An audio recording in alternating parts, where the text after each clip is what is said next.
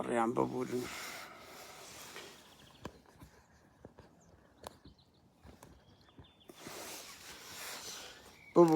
هاوڕێیان بەخێر بێن. داوای لێبوردن دەکەم کە من لە دەرەوە قسە و باز دەکەم لە دەرەوەی ئیرادەی خۆمە، لە دەرەوەی ئیرادەی خۆمە ناتوانم لە ژوورەوەندە قسە و باز بکەم. بەخێر بێن. سەرچاوی ئێمە ئەو ڕۆژێکی گرنگە بۆ ئێمە، تحولێک بوو لە خەبات، لە تێکۆشان. بەخێر بێن هاوڕێیان. ئەتا 1-2 دقە بەندێ برادر و شت کۆ دەبتەوە هاوڕێیان. تاعاان لە سوید وایە زستانان سعات 2 شەو بە شەویشی تقریبن ئەگە سعاتێکە بێ لا هاویندا العکسە سەتە سعاتێکی تریش ڕۆژ ئەوەیە. بەس من کە لێرەم کرد بڕوا بکەن لەبەر ئەوی ناتوانم لە ژوورەوە قسە و باس بکەم. دەنگ چۆنە هاوڕێیان؟ دەنگ باشە؟ ئەرێ دەنگ باشە کەمێک بێمە پێش حاڵەتێک دەبا لە کاگرەنزەر گڕاوی پێکەوە بیکەین. ئەویش کاگرەنزەر حاڵەتێکی بواتە پێش من پێم نەکرا. بەخێر بێن. سەرچاوی ئێمە هاوڕێیان، سەرچاوی ئێمە ئەوەی ئەوڕۆ ڕوویدا تحولێکی زۆر گەورەیە. پیرۆزبایی دەکەین، هەستاندا قسە و باز دەکەین لەسەر ئەو بابەتە. جەوەکەش قسە ساردە. بەخێر بێن. ئاوڕێیان وێنەیەک بڵاوبوویتەوە کە مەسرور بارزانی نیشان دەدا لە ئەوەی هێلکەی لێدرایە. پارتیەکان زۆر ڕکلامی ئەوەیان کرد یەک وایە ئەو فۆتۆشۆپ و سزا دەدرێ، بەڵام وانە من ئەزانم چێگرتوێتی هەرەوەندە دەتوانم بڵێم هیچ مەترسم ئۆریژیناڵە. بەڵام پارتی هەر ئەمڕۆ دوو شکایەتی لە ئێمە کردیە، تەوهینمان پێکردینە و ئەگەر هێو پەزەی ئێمە شکایەتی زۆری لێ بکرێتن. پارتی و مەسرور بارزانی هەموو تاقی خۆی ئەو دوسێ ڕۆژە دەخاتە سەر کەوەی ئەو ڤیددیویانە بڵاونەوە. بەس تازە هەموو خەڵک دیتی، یعنی من دەمەوێت حاڵەتی کەش بڵێم. بەخێر بێ ناوڕێیان. سەرچاوی ئێمە لە هەر شوێنەکەن بە هەر سەرنج و کۆمنت و لایکێک دەکەن، بەس بە هیوان بە ڕێزەوە گفتوگۆ بکەین. هاوڕێیان چەند ساڵە مەسرور بارزانی بەتایبەتی پارتی هاک دەکەن، کۆن ماڵپەڕەکان تەشویشیان دەخستە سەر ئیزاعات و تەلەڤیزیۆنەکان، دوای ئەوە هاتنە سەر ماڵپەڕەکان، دوای هاتنە سەر ئەوە. دەنجی ئازادیان پێقەپات نەکرا، دەنجی ئازاد بەردەوام بوو. بەس ئەمن 4 پەیج و ئەکاونتم فەوتایە تا ئێستاکە، بەس ئەمن 4 پەیج و ئەکاونتم لێ فەوتایە، بەس دەنجی من ئەوە نەبوو. قەپاتی کە دوای یەک مانجکە بە هەمان گوژم و تیج دێنەوە ناو مەیدانەکە. بۆیە ئەو واز لەو ئوسلوبانە بێنن و ئەگەر بیکەن چەندە دەیکەن ئەمە تووڕەتر دەبین، دەست بۆ چەک و کاریگەری کارتی بەهێزتر دەبین. کاچی من 50 ئیزاع و تەلەڤیزیۆن تێ چ لە ئەوەی دەترسی؟ لە پەیجێک لە ماڵپەڕێک لە ئەکاونتێک دەترسێن، بەردەوام شکایەت دەکەن کەەوە دەڵێم هاوڕێن دەستیان بە شکایەت کردەوە. بەجددی ینی شکایەت بکرێ یەکەم پۆست لایڤمان شتێکی زۆر ئابڕووبەرانە دەبێت لە سەریان. هاوڕێیان بەخێر بێن با کەمە قسە و باسکەین. هاوڕێن ئەوەی ئەوڕۆ ڕوویدا قەبزە بوو لە خەباتی چەند کەسێکەوە کە 14-15 ساڵە ئەمە لە ئەوروپای خەباتی بۆ دەکەین کە پرۆتستۆی مەدەنی ناڕەزایەتی ڕوبەڕووی بەرپرسەکان بکەینەوە بەرەو ڕێخستن ڕۆی بەرەو ئاستەک ڕۆی دەتوانین بەلای کەم برین. ئەو ڕۆ 150 و 200 کەس کەمتر نەبوو ئەوەی لەندەن و ئاستی ناڕەزایەتیوان بەقەت هەر 15 ساڵی هەموو خەباتەکانی دیکە بووە، مەگەر بەس لەوەی ئەڵمانیان 2017 چوونە سە سیارەی نێچیر و قوبات تاڵەبانی، مەگەر بەس هیچ ناڕەزایەتێک بەقەت ناڕەزایەتی ئەوڕۆ ئەو گەنجە بوێرانەی لەند بەریتانیا بەگشتی چکۆوە لە چەند شار و شارۆچکەیەک خۆیان کردبەوە خڕبوونەوە، هیچ ناڕەزایەتێک ئەو ئاستەی وەرنەگرتیە. و ئەمن زۆرم پێسەیرە مەسرور بارزانی دەستگای پاراستنی هەیە، دەستگای ئەمنی هەیە، ئەوەندە ساویلکەیە دێتە وڵاتە کە سڕ ینی کاچی من دەبێت دراسا بێ بەو ئەنتەریەی دێ وڵاتە کە لە ئەوروپای هاوڕێیان لای ئێمە لە ئەوروپا قورسترین و يعني بەهێزترین ئۆپۆزیسیۆن و ڕادیکالترین و گەنجترین خەڵکە ڕەخنەگرەکان لە بەریتانیا خڕبووینەتەوە کە لە چاوی کە لە ئاگر ناگەڕێنەوە. مەسرور بارزانی زۆر بە کەڵەگایی دێت دەستە لەندەن و ئەعلان دەکا تحدازەکە لە چ وەختێک دێ لە وەختەی دێ کە شەڕی پەککە هەیە، لە وەختەی دێ کە تووڕەی لە لوتکێ لە گەریدا، لە وەختەی دێ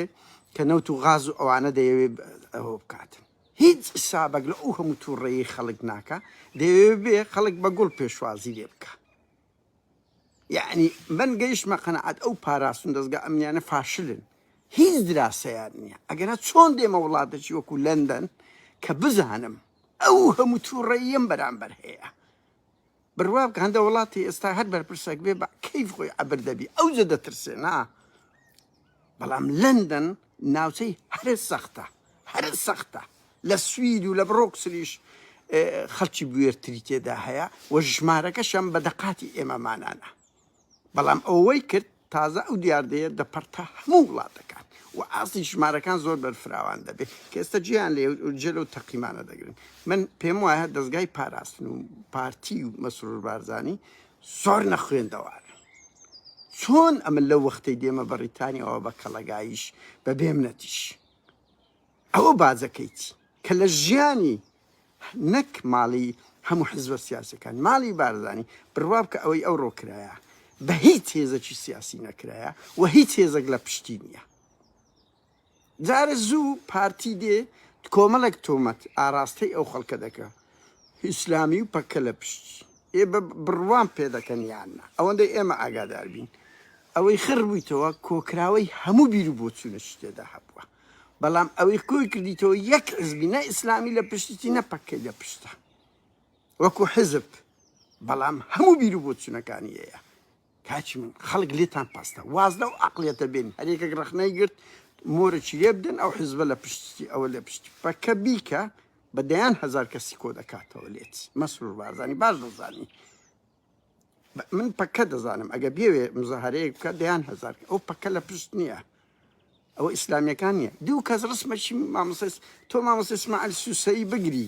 ئاوای لێ بکە ئێبێ گومان خەڵک دەیکاتە سیمبول و بوویتە سیمبول. تۆ دەچی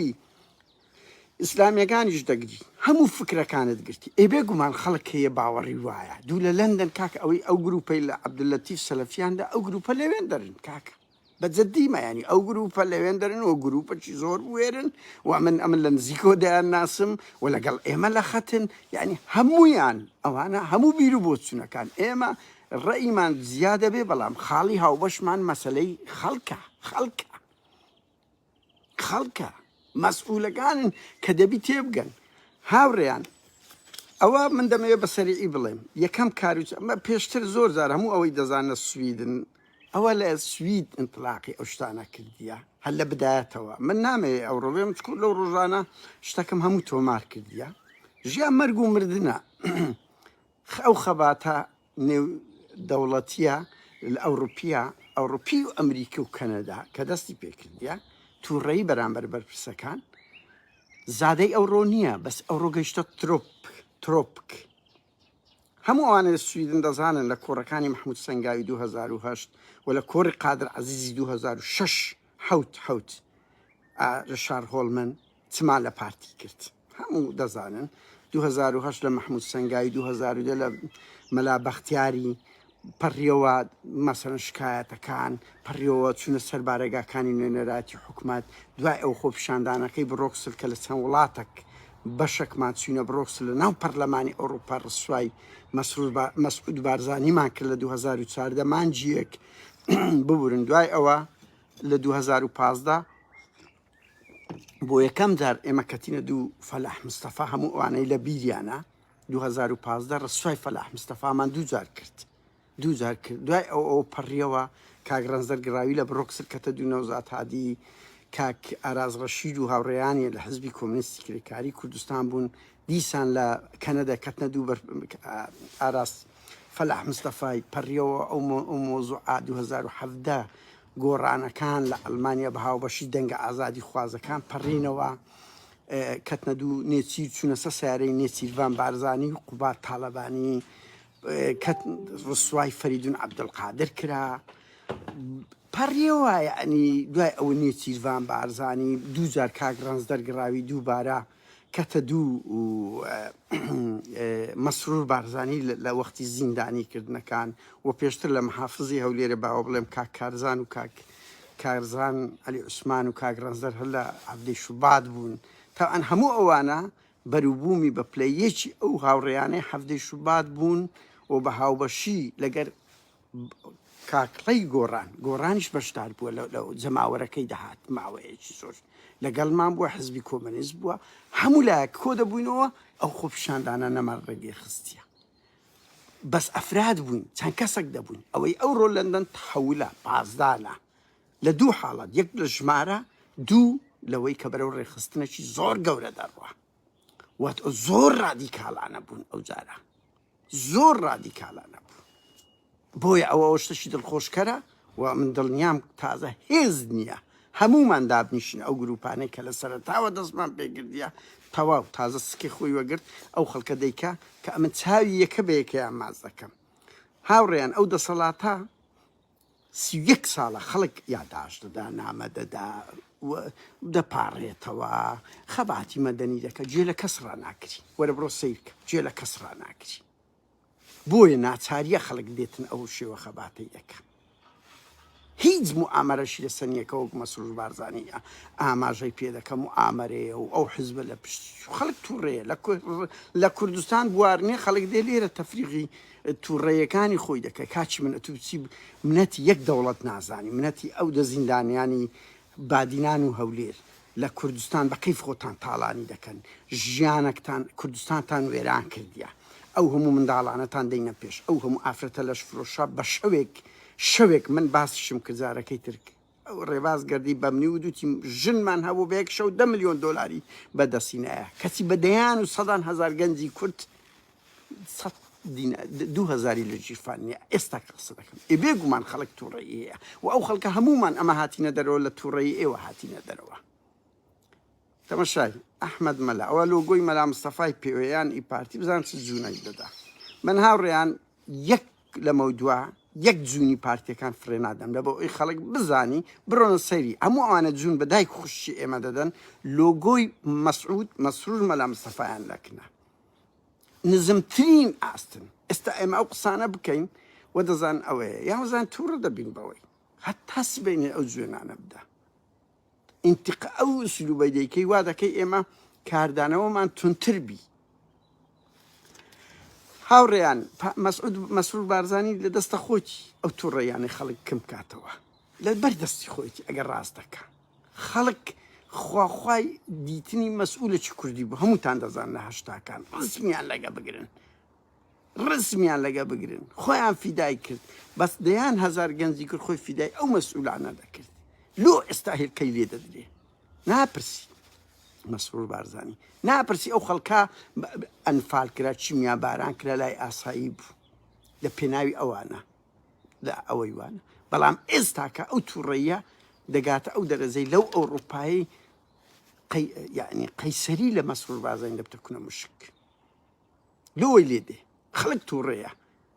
لە جیاتی ئەوەی بێ ئێستا من دڵنیام ئەو دیچمان دارێ زوو دەستیان بۆی کرد وەڵا شوان ئازاد منداڵی لاقە کردیە باشە خۆ ئەوە لێ دوانی ڕێبەر ئەحمەد هەیە دەرێ ئەو کوڕە توندوتی ئەوە خەڵکی هەندایە لۆ تەحریس نازانم چیان تا ڕاز دەکەن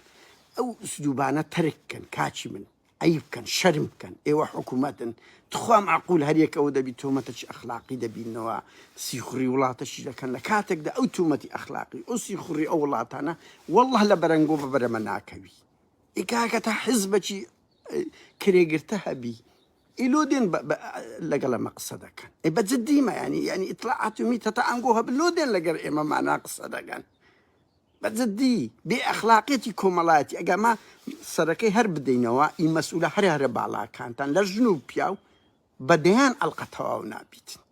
چ دێنە ئەو ئوسلوبانە لەگەڵ ئێمەمانان فرێ دەدەن لەگەر هەموو ئەو چالاکوان و ئازادی خوازانە شەرم لە خۆتان بکەن وەرن وەکو دەوڵەتەک وەکو حکوومەتەک بزانە مەسرور بارزانی خەلەلەکە لە چێن دەردایە گەنجی کورد ئاوە دێ کە خەونی بە حکوومەتێکی هەرێم دەدیت ئەو ڕودێ بە سەدان هێلکەیای لە سیارەی دەدا ریسک بە حیاتی خۆی دەکا خراوڕیان ئەگە تونند و توژیەک بکرێتن ئەوانە دەدرێنە دادگا بنمونە ناویان ڕەش دەبی ئیلا ئیلا ئاخیری بۆ دێوە دەکا بۆ دێ ریسک بە حیاتی خۆی دێ دژی ئەوە بۆ ئەردوغان ناکە بۆ تو دەکە مەسرور بارزان لە باتی ئەوی بێ لێ بکۆڵیەوە بری لۆ گەنجی کورد لۆ لە من تووڕەیە یەکسەر ئێستا بیرەوە دەکا کو ئینتقام لەوەی بکاتەوە کو ملیوەی بشێنی کو ئەوەی بکە هەر ئەوە لە مێشیاندا هەر ئەوە لە کاتێک دەکاچی من هەر زۆر بەسیتە وەرە کۆمەڵک ئینجازات بکە کۆمەڵک گۆڕانکاری بکە لە عەقڵی خۆت لە دیکتاتۆریەتی خۆت لە زیندانی بادینان لە هێورکردنەوەی خەڵک ئەو خەڵکە هێور دەبتەوە خۆ کاچی من خۆمە دژمنکاریمان لەگەر هیچ یەک لەوانە نییە من ئەڵێم لە هەشتاکان با بڵێم وێنەیەکی تاڵەبانی ئامادە بووم خۆمی لەسەر بە کوشتن بدەم وێنەیەکی مەلا مستەفا لە هەفتاکان ئامادە بووم بژجیژم کە گەنج بووین بەس لۆ ئێستاوەمان لێ هاتیە نەفرەت لێتان دەکەین ئێمە کێشەمان سیستەمە کێشەمان مەسرور بارزانی قوباد و لاور و پاڤێل نییە هاوڕێیان کێشە ئەو سیستەمەیە تا ئەو ڕەفتار ئەگەر پەکەکەش بستە شوێنی وان هەمان شت بکە هەمان ڕەفتار دەبیت بۆیە کەس وە تێنەگا ئەو تووڕەیەی ئەو گەنجانە قینیان لە ماڵی مەلا مستەفای دەبتەوە قینیان لە بارزانیەکانە من ئەڵێم هەمومان سەردەمانێک هەموو کورد پارتی بووە قۆناغێک لە قۆناغەکان سێ بەشی کورد پارتی بووە بۆ ئێستا سەتان و هەتی ڕقی لە پارتی دەبتەوە بە پارتیەکانی ناوە خۆشیان مەسرور و مەسعود بارزان دەبی ئەوەی لێک بدەنەوە ئەو تووڕەیە لە چه هەڵقوڵایە لە بڕی ئەوەی بێ ملیەوەی بشتێنی تۆمەتێکی ئەخلاقی بابار عیب کەن عیب حکوومەت بۆ ئەوەندە ئاسنزمبی بەیان نامەکتانە سەکسێکی دەرکرد لاقەی هەیە هەر یەکێک دوو نەقتان لێ دەگری ئەوە لاقەی منداڵی کردیە بەجددیمە دەیان ڤیدیۆ هەیە دەیان دەنکەیە ئێوە ئەگەر بڵاو بکەینەوە فڕێ بدەینەوە بۆیە شەرم لە خۆتان بکەن کەمەک بیر بکەنەوە بزانن لۆ گەنجی کورد ئەو هەلێتان تووڕەیە لۆ کەس ئاگای لە ئیتلاعات و ئێران نمایە ئێکاچی منەت و حیساب لە بۆ هیچ نەکەی لە ئێستاکەەوە ئاریانی کوڕت پێڕادەگەینی هەموو بنە ماڵەکەت بردیە بەکەیف خۆت دەگری دەکوژی لە بنەمە لە کوردستان داهاتی ئەو میلەتە ئەو ژن و پیرە مێردانە دەبینە سەجادەی دەمرن لە بۆ 200,000 بێگومان ئەو تووڕەیە ڕەنگە داتەوە ڕەنگ دەدات و هەڵدەقوڵێ ئێدە وەڵی هەر سەتی بگری بکوژی لەو ئەوروپای کە ناتان نا هاوڕێیان من تحەدای پارتی دەکەم ئەمە 15 ساڵە بە تەنیا بوون چەند ئەفرادەچین کردیتمان پارتی بابێ بمان کوژی 100,000 ئەوەمان گوتیە بزانە کو وەکو هێزەی تیرۆریست لە ئەوروپا تۆماری دەکەین مەگەر هەوڵتان نەدا مەگەر چەند هەڕەشە هات مەسرور بارزانیان پارتی وێچێتی 31 ساڵە سەدان کەستان کوشت هەزاران کەستان گرت دەیان حزبتان داخست ئابلۆقا هەزاران کەستان خستە زیندانەکان ئەو حرەکەی ڕانەوەستا وەک چۆن بەس بە ئەنفال و شیمیایی نەیتوانی حرەکەیەکی ئازادی خوازی کورد لە ناو ببە ئێوەشیستان پێ ناکرد ئێکورە هەرچ بن بەقەت فاشیستی تورک نین هەرچ بن بەقەت فاشیستی سەدام حوسێن نین ئەو حرەکەی پێمرا ئێوە شەر ئەو دەتان پێ دەکری 31 ساڵە بەس لە بادینان 400 ناو هەیە تیرۆرکرایە بەس لە بادینان جگە لەو هەزاران گرتن ئەو هەموو شێوە تەعزیبە ئایا پێتان ڕاوەستا بۆیە لە بڕی ئەوەی بیر لەوە بکەوە ملیوەی بشێنی و ئەوە موعامەرەیە وەچی ئیسرا عەرەبەکان هەر فەشەل دەین دەرێ ئیسرائیل لە پشتیچی پارتیش وایە موعامەرەیە لێم قینیان لێمان دەبتەوە لە کەسمان قینمان نەک لەنگۆ نابتەوە لە ماڵی تاالبانیش نابتەوە من قیاس کاکە سێ بەشی ئەو قیادەی برادری خۆمان هاو زمان بڕوا بکە ناخۆشترین شتمان ئەوەیە زۆریان هاوڕێمانن ئەها ئێستاکە یەکێک لەو دەستە ڕاستانەی مەسرور بارزانی هاوڕێی من بووە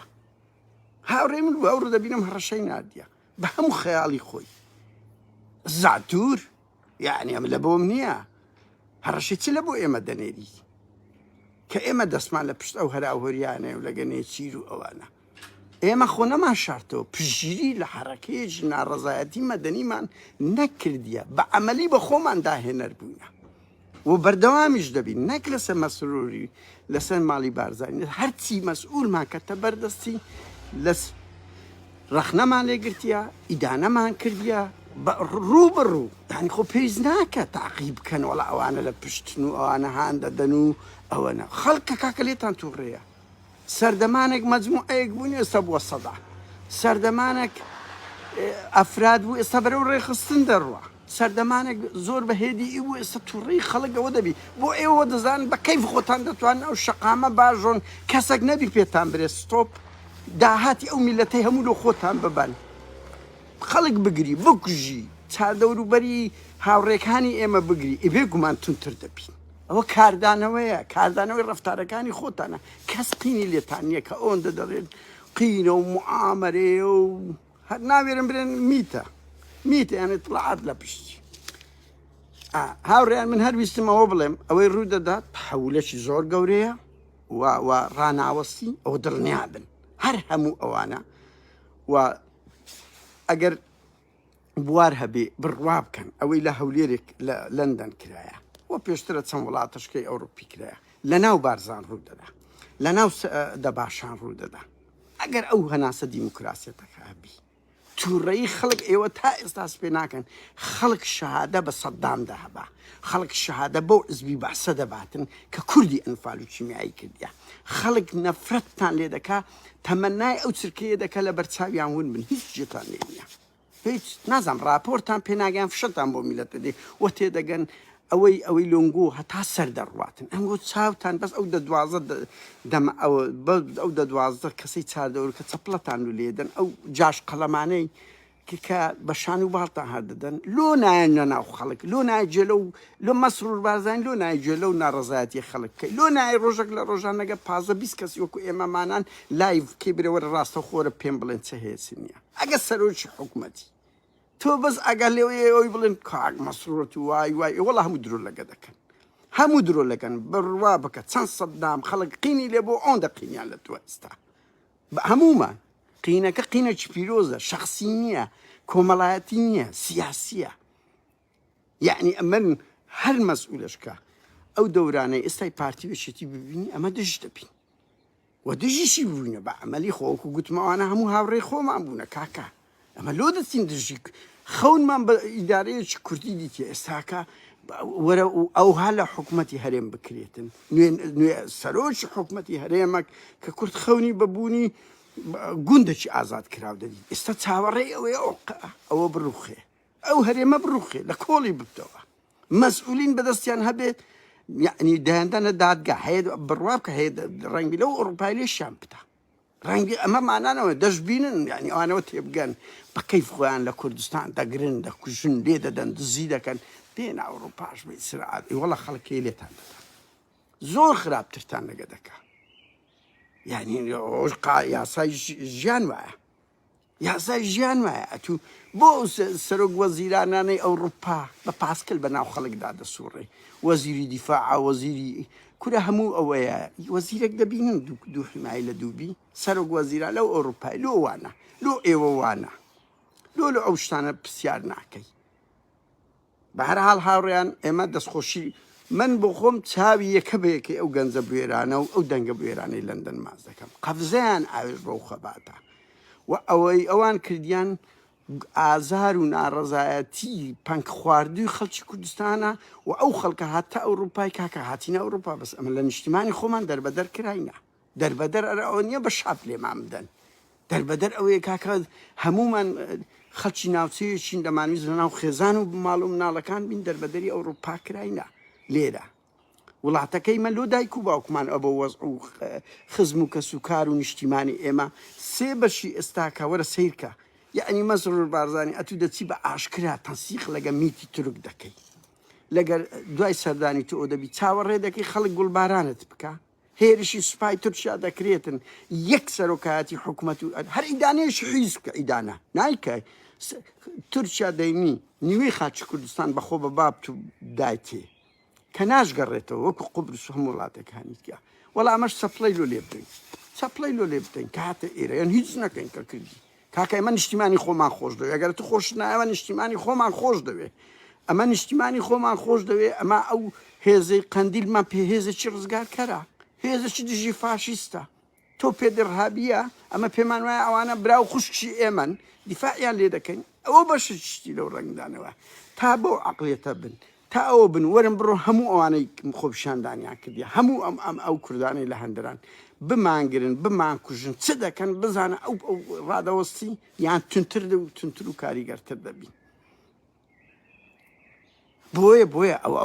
ئەوە کاردانەوەیە ئەوە ئەگەر ئەو هەناسە دیموکراسیەتە هەبی لە هەموو شار و شارۆچکەکان وا لەگە مەسئولەکان دەکەن کە ئەمن داواتانێ دەکەم لەو شوێنەی دەکرێت بەلای کەم کاکە شەرم بکەن ڕستم لەگە مەسئول مەگرن ئەگە نەفرەت بارانیان ناکەن کە هاتنە ناوتان ئەگە هۆی هاشان لێ ناکەن مۆڕیان لێ بکەن شەرم کەن کۆمەڵێک بەرپرس کۆمەڵێکی بە سەدان بەرپرس هەموو بوونە ملیاردێر بە قوربانی ئێمە مانان بە شەو نخوونی باوک و براکانی ئێمە خوێنیان شەیدایە کەچی ئەو هەموو مەسئولەوە بووە بەلای کەم ینی شەرم بکەن ئەمن خەڵک دەبینم دوای 31 ساڵ ئەڵێ ئەو دەسەڵاتە مافیا و دزە دوای لەو لای لە بۆ من دەچیترن ڕسمی لەگە دەگری داوەشێ هاوڕێیان من نامەوێت زۆر بکەم هەر دەمەوێت ویستم ئەوە بڵێم خەبات وایە ئەوەی بە سفر دەست پێکرا ئاوا دەگاتە ئەوە بە بڕوا بکەن وەختێک ئێمە مانان چەند کەسێک بووین لەو ئەوروپا لەو وڵات بۆ ئەوڵات من گەیشتمە قەنەعات ئێستا کەسیشمان نەچینە وڵاتەکان خەڵک بۆ خۆی دیکە تەواو ئەوەی ئێمە بە نەرمی و بەهێمنی کردمان ئاوا بۆ تند ڕادیکال بوونە دەیکەن خەڵک زیاتریش دەڕوە یعنی ئەوەوە تێنەگەن مەسئولی کورد بە کەیف خۆیان دەتوانن ئەنتەر بن لە کوردستان ئێستا کوردی هەندەران ڕەوەندی کورد بەششی گرنجیان تاوان بەشەشیان وا بە غیرەتن بەشی زۆری ئەترسێ شەرمیش لە خۆتان بکەن غیرەت لەو گەنجانە بکەن ئەوانەی بە خۆیان دەرێت سیاسی و ڕۆشنبیری ئەوە کە پێیان ئەی ببێنە ناوی بڕوا کۆ مەسئولە هەزار بابەتی کە بنووسی هەزار پەیز و ماڵپەڕیت کە بکەوە بەقەت ئەوە ترس و پاشەکشەی پێ ناکری ئەوە وای کردی ئێمە دەزانین هەرچی مەسئولە لە 400,000 کیلۆمەتر سارگۆشەی ئەوروپا و ئەمریکا و کەنەدا ناوێرن پیاسەیەشی بێ سرعات بکەن بە دزی دێن بە دزی دەگەڕێنەوە وەکو چۆن جاشەکان داهاتنە هەندێک منتیقەکە دەیان زانی ئەوەیە بۆیە وەرن پشت ئەو خەباتەی دەوڵەمەندی کەن بەهێزی بکەن مەدەنی بکەن شێوازە شاوڕێن هیچ ڕابینەوە دەبین پۆلیس ڕاوەستایە چەند کەسی گرت وانە خۆ کەسیان ئیجازەشیان نەبوو شێوازەی خەباتە لە ئەوروپای نۆرمالە بڕۆ بە کەیف خۆت ویان لە ئەمن هاوڵاتێکی کوردم لێرە هیچم دەبووم هەیە ئەوە هێلکەوتەماتەی لەسەر وەزیرانی سوید بدەم بنمونە مافە حقوقەکی مەدەنیە ئەوانەی کە دەڵێن ئەوە فەوزایە نەوانە ئەگەر ئەوە بی ئەوە دیتان 100 پۆلیسیان هینابوو بەڵام هیچ قسەیان نەکرد لۆ لەبەر ئەوەی مافەکە لە دەربڕین لە بەرامبەر پرۆتستۆیەوە هاوڕێیان کاتان زیاتر ناگرم من سەدوارەی دەکەمەوە ئەوە قەفزە بوو و زیاتریش دەڕوە و تا ئەو مەسئولانە ئەبۆ عەقڵیەتە ئیش بکەن ئێبێ گومان خەڵکی کاردانەوەی دەبێ و تا واز لەو عەقڵیەتەش نین موعامەرەیە ئەو حیزبە لە پشتە و بە سەری کاک مەسروری و کاک ئاریانی یەک کەسی لە پشت نییە جگە لە تووڕێی خەڵک ئارەزوی خۆشتە چۆن بڕیار دەدەی چی دەکەی بڕۆ بیکە بەس ئەو حرەکەیە بە هیچ هێزێک ڕاناوەستی ئەو حرەکەی کوردی ئەوروپا دە هەندەش تووڕەتر دەبیت ئێمە لە سەردەمێک دەژین ئاوا دەبینی بە یەک دەقەی هەموو دنیا ئاگادار دەبیت یەک کەسیش دەتوانێت ئاوا تەنگ بە هەمووتان بە ئاڵبچینی نەک 100 کەس شەوێکی ئارام تا سەرکەوتنێکی تر تاوەکو خەباتشتر ڕۆژشتر و بەو هەبە و بەرپرسانە یۆمەن لەکەن و یۆمەن عەلەیکە شەوێکی ئارام